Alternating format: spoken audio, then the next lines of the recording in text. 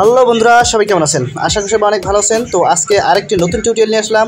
আজকের টিউটোরিয়ালটি Photoshop related. আমরা ফটোশপের মাধ্যমে কিভাবে একটি মোবাইল দিয়ে তোলা বাঁকা ছবিকে বা বাঁকা একটা ডকুমেন্টকে কিভাবে স্ট্রেটলি সোজা করতে পারি এবং সেটিকে অরিজিনাল একটা রূপ দিতে পারি, সেই বিষয়ে আজকে আমরা শিখব। যারা একদম বিগিনার লেভেলেও কিন্তু এই ক্লাসটি আপনারা করলে আশা করি যে আপনারা বুঝতে পারবেন এবং ফটোশপ রিলেটেড কিছু বিষয় আপনারা বুঝতে পারবেন। তো চলুন শুরু করা যাক।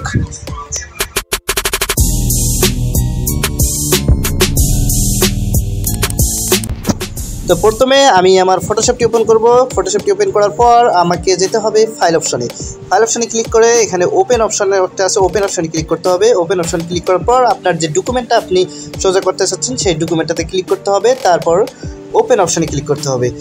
ডকুমেন্টটা ওপেন হয়ে গেলে এবার আপনাকে যেটা করতে হবে সেটা হচ্ছে ক্রপ করে নিতে হবে। আমি ক্রপ টুলে সিলেক্ট করলাম, এই হচ্ছে ক্রপ টুল। তো ক্রপ টুলে সিলেক্ট করার পর আমি একটু যে উদ্ধৃত অংশটুকু আছে সেই অংশটুকু ক্রপ করে নেব। তো আমি এটাকে ক্রপ করে নিচ্ছি। দেখুন, এই তো আমার ক্রপ হয়ে গেছে। এবার আমার যে অংশটুকু সেটা ক্রপ হওয়ার পর এখানে টিক চিহ্ন নামে একটা টিক চিহ্ন অপশনে ক্লিক করে দিতে হবে। টিক চিহ্ন অপশনে ক্লিক করে দিলে ডকুমেন্টটি ক্রপ হয়ে যাবে। তো এবার আমরা প্রথমে ডকুমেন্টের লেয়ারটাকে আনলক করব। এজন্য লক অপশনে ডাবল ক্লিক করলে ওকে চলে আসবে। তারপর ওকে অপশনে ক্লিক করলে কিন্তু লেয়ারটি আনলক হয়ে যাবে, আর কিন্তু এখানে লক দেখাচ্ছে না। তো এবার আমরা যাব হচ্ছে মুভ টুল। এটি হচ্ছে মুভ টুল, অবশ্যই মনে রাখতে হবে এই মুভ টুলে ক্লিক করতে হবে। মুভ টুলে ক্লিক করার পর আপনাকে একটা জিনিস অবশ্যই খেয়াল করতে হবে তার আগে, সেটি হচ্ছে মুভ টুলের যে অপশনগুলো আছে সেগুলোতে ক্লিক আছে কিনা। দেখুন উপরে শো ট্রান্সফরমেশন, এখানে অবশ্যই টিক চিহ্ন রাখতে হবে এবং এখানে অটো সিলেকশন, এখানেও টিক চিহ্ন রাখতে হবে। তারপরে আপনাকে এই হচ্ছে মুভ টুল এবং হচ্ছে মুভ টুলের সিলেক্ট করার পর এখানে শো ট্রান্সফার, এগুলোতে অবশ্যই টিক চিহ্ন রাখতে হবে। তারপরে আপনাকে ডকুমেন্টের যে সাইড অপশনটা আছে সেই অপশনটাকে কিবোর্ডের কন্ট্রোল এবং মাউসের রাইট বাটন ক্লিক করে লেফট বাটন ক্লিক করে ধরে টানতে হবে। মনে রাখবেন কিবোর্ডের কন্ট্রোল এবং মাউসের লেফট বাটন একসাথে ক্লিক করে ধরে টানতে হবে। দেখুন, টানলে কিন্তু যতক্ষণ অবধি আপনার ডকুমেন্টটা সোজা হচ্ছে না ততক্ষণ অবধি আপনাকে টানতে হবে। তো আমি সেভাবে টেনে টেনে আগে সাইডগুলোকে সোজা করে নিচ্ছি।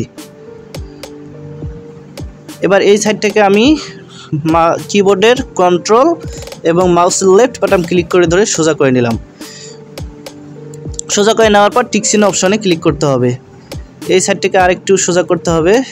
তো টান দেওয়ার পরে অবশ্যই টিক চিহ্ন অপশনে ক্লিক করে দিতে হবে। দেখুন এই উপরে টিক চিহ্ন আছে, সেই টিক চিহ্ন অপশনে ক্লিক করলে সিলেকশনটা ছেড়ে দিবে। তারপরে আমরা ডকুমেন্টটা আমাদের অলরেডি অনেকটা সোজা হয়ে গেছে। এবার আমরা ক্রপ টুল দিয়ে আরেকটু ক্রপ করে নিব এটাকে। এই হচ্ছে ক্রপ টুল। ক্রপ টুল নেওয়ার পরে এটাকে আমি এবার ক্রপ করে নিব। একদম সঠিকভাবে একটু ক্রপ করার চেষ্টা করব। তো দেখুন ক্রপ কিন্তু আমার শেষ। এবার আমার ডকুমেন্টটা ক্রপ করার কাজ শেষ। এবার আমার আরেকটা কাজ হচ্ছে ডকুমেন্টটাকে আমি কিভাবে আরেকটু অরিজিনালি ক্লিয়ার এবং অরিজিনাল একটা রূপ দিতে পারি। তো এজন্য অবশ্যই ডকুমেন্ট লেয়ারে ক্লিক করতে হবে। তারপরে কিবোর্ড থেকে কন্ট্রোল এল ক্লিক করে এই অপশন দুটোকে মুভ করতে হবে। আমি যে দুটো অপশনকে ধরে মুভ করতেছি সেই দুটো অপশনকে ধরে মুভ করতে হবে। তারপর ওকে অপশনে ক্লিক করলে আপনার ডকুমেন্টটা কিন্তু অনেকটা ক্লিয়ার হয়ে যাবে। ডকুমেন্টটা কতটুকু ক্লিয়ার হচ্ছে তার উপর নির্ভর করে অপশন দুটোকে মুভ করতে হবে। এবার আমরা ডকুমেন্টটাকে সোজা করব।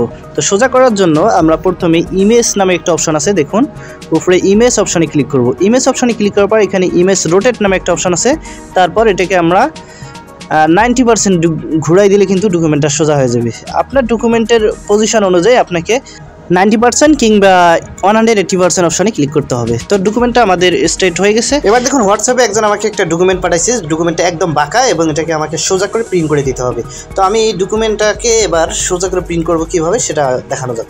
তো প্রথমে আমি এই ডকুমেন্টটাকে কপি করে নেব। দেখুন মাউসের রাইট বাটন ক্লিক করে এখানে কপি ইমেজ নামে একটা অপশন আছে, সেই কপি ইমেজ নামে অপশনে ক্লিক করতে হবে। তারপর ফটোশপে আসতে হবে। ফটোশপে আসার পরে কন্ট্রোল এন ক্লিক করতে হবে। কন্ট্রোল এন ক্লিক করার পর এখানে দেখুন ক্লিপবোর্ড থাকবে এবং এখানে ওকে প্রেস করতে হবে। ওকে প্রেস করে দিলে কিবোর্ড থেকে কন্ট্রোল ভি অপশনে ক্লিক করলে কিন্তু ইমেজটা এখানে পাস্ট হয়ে যাবে।